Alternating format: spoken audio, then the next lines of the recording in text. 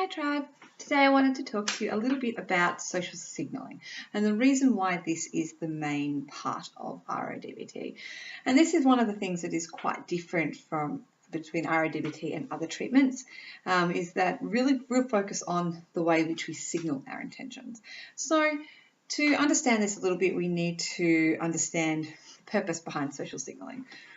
Basically, before humans had language, we had emotion, we had facial expressions, we had communication in other ways. So our facial expression, our body language, and the way that we communicate like that is actually really effective.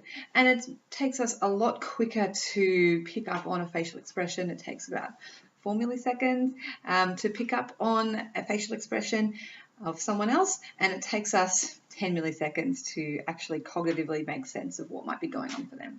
So long before we've actually made sense of what someone is actually saying or what cognitively might be going on for them, we have picked up on their facial expression and their body language. So we are picking up on someone's social signals a long time before we are actually picking up on what they're actually saying or what actually happens. So we are reacting to that. Similarly, like if I see a stick on the ground and it looks sort of like a snake, I actually jumped and reacted to that as if it was a snake before it's cognitively happened to me or realized that it's not actually a snake, it's in fact a stick.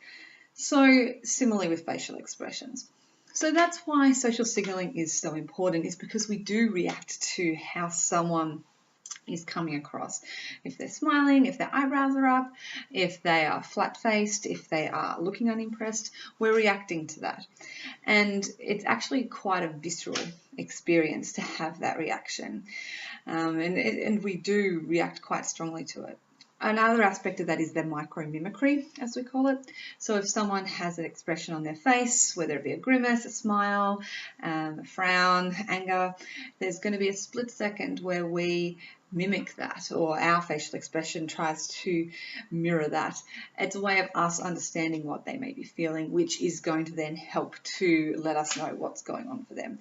So if we're mimicking their facial expression and someone's facial expression is that of not being impressed or anger, frustration, then we're going to pick up on that and we're going to feel that.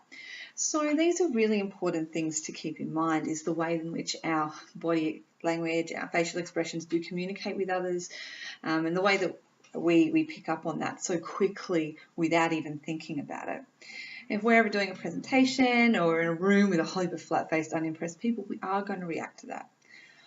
Obviously, this is context dependent. If you're walking into a funeral and everyone has a flat face, we're less likely to react to that as a threat than if we're walking into a party or a room giving a presentation or a group therapy room when everyone has a flat face and is looking unimpressed. For those who are used to running groups, working with clients, you know that when a client is looking really unimpressed, looking quite uncomfortable, looking flat-faced, we do react to that. We experience anxiety, we shuffle around, we shift, we try to avoid that as much as we can, because it's a sign of threat for us. So these are really important things to keep in mind in regards to social signalling and the way that people are signalling and how that actually makes us feel, not just as therapists, but as people as well.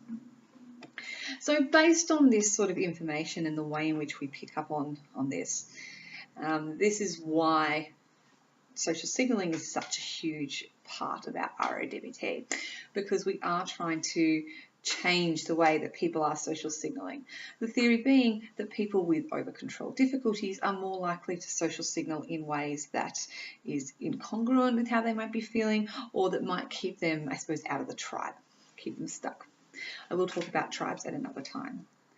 So that being said, there's these social signals that people with over-control accidentally bring into social situations that are going to keep them stuck. So flat-faced is a really common one. People with over-control difficulties are more likely to have that flat-faced, seeming unimpressed, and that is going to then affect the other people around them. Similarly, I've also had a lot of clients with over-control who will often be smiling at everything, which does come across as quite friendly, but also seems quite ingenuine, especially if they're smiling about talking about something which is really upsetting, talking about trauma or something like that, and that can be really unsettling for the listener. So there are some really important ways in which people with over-control difficulties do use their social signalling in ways that is going to keep them stuck. Us as therapists, our job is to try and help them to socially signal what is going to be a more effective way for them and what's going to be more likely to be in line with their valued goals. Because that's our ultimate goal, is to socially signal what is in line with our valued goals in order to keep us connected to our tribe. So a big part about that is, well, okay, what is it I'm wanting to signal? Do I want to signal discomfort? Do I want to signal being disinterested? What is it that I'm wanting to signal in this situation? And there are a number of aspects about RO-DBT which do cover this. How do I signal this? If I want to do this, if I want to send this message, what is the best way of socially signaling that? Who is it I want to be, and how is it that I can signal that? So this is such a huge focus of RO-DBT, and the research suggests that that actually does really help for people to become a little bit more unstuck from their depression or their eating disorder or whatever it is that brings them to treatment, because they are becoming more socially connected. So the social signalling does lead to an improvement in social connectedness, which then does lead to the reduction of other symptoms. So social signalling brings us as part of the tribe, increases our community experience, and therefore reduces some of our other psychiatric difficulties that might be happening.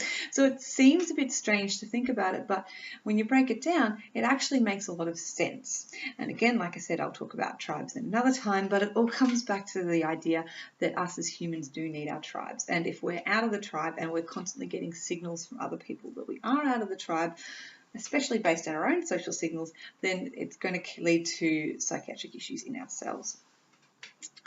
So social signalling is important for that ultimate goal of reconnecting us with the tribe. You're socially signalling what we're wanting to, trying to bring us to be included with our tribe. So that being said, I'm also going to say the other part about social signalling, which is it also signals to ourselves. If we're smiling, that's going to be sending messages to our brain that things are okay. Similarly, eyebrows up sends a message to our brain that this is okay, this is fine. Having a more relaxed body posture, signaling relaxed, signaling happy, signaling okay, these are all going to be sending messages to our brain that things aren't as threatening.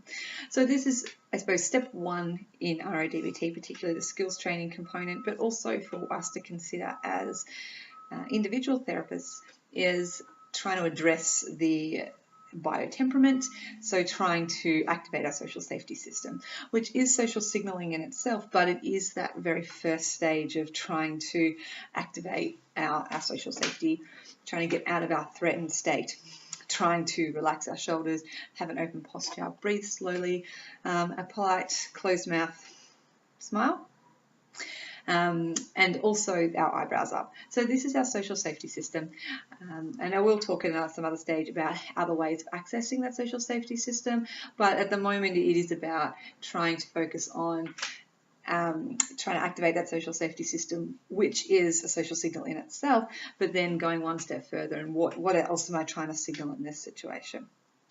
So the focus, in summary, I suppose, the focus of RO-DBT and social signalling is all about trying to reconnect us with our tribe, trying to signal our intended goals in that situation to feel more connected. And this has been found to really help us connect with our tribe and then reduce some of those other difficulties that might be going on for us. So thank you very much for listening today. All the best, and I look forward to hearing from you shortly.